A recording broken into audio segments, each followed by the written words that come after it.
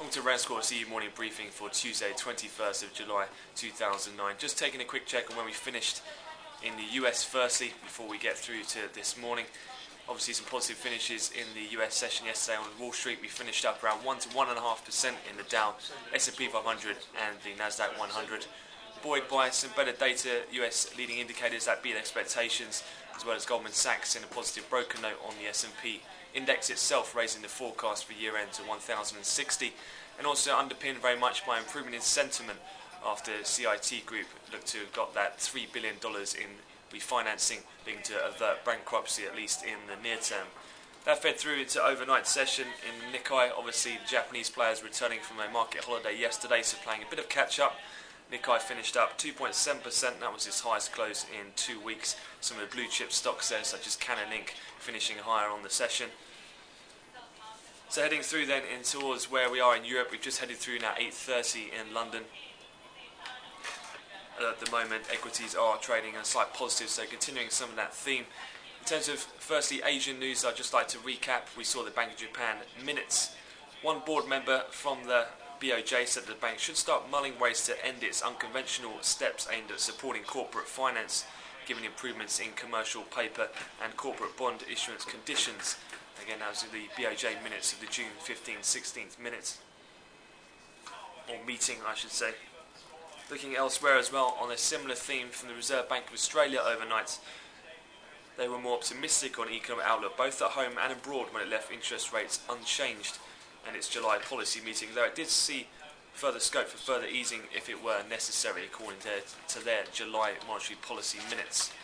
One of the most key things that has come out overnight though, and one of the main focuses for today, is obviously Ben Bernanke in his testimony, his semi-annual speech in front of the House panel. That'll be at 3 o'clock London time, but somewhat uncharacteristically he has released his own editorial piece in the Wall Street Journal overnight, saying the Fed's exit strategy, saying that my colleagues and I believe that accommodative policies will likely be warranted for an extended period.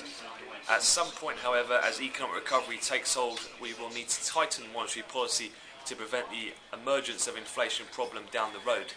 Bernanke wrote that we are confident we have the necessary tools to withdraw policy accommodation when that becomes appropriate in a smooth and timely manner.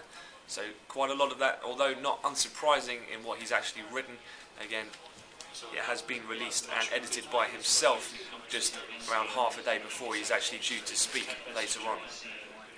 Other things of note from the US, Fed's Lockhart says US has an open mind on additional Fed security purchases.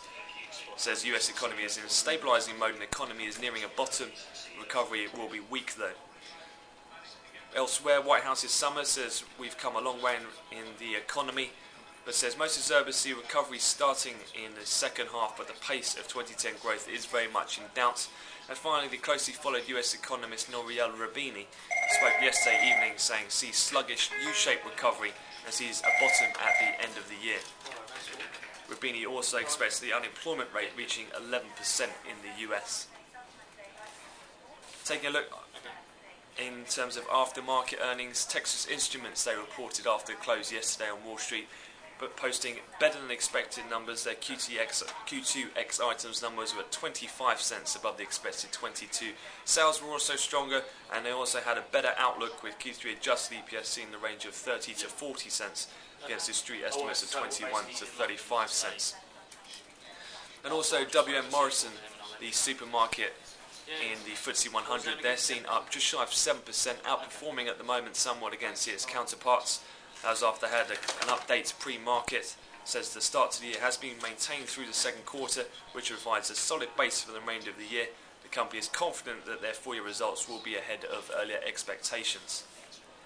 So looking ahead then, 9:30 we'll be eyeing the UK public finance numbers, then 10 o'clock we'll be seeing issuance around €1 billion maximum size out of Ireland in the form of 2012 and 14 bonds. No real major data out of the US. The 1:30 will just be the Chicago Fed National Activity Index. Eyes very much on the Bernanke speech that's due to begin at 3 o'clock London time. Other than that, we'll see a Fed outright Treasury coupon purchase, 2016 to 2019 durations targeted today. That'll be usual time results around 4 o'clock. And then another busy day on the earnings calendar. Some of the highlights will include Apple, Yahoo, Starbucks, DuPont, Coca-Cola, Caterpillar, State Street, Schering Plough and Merck.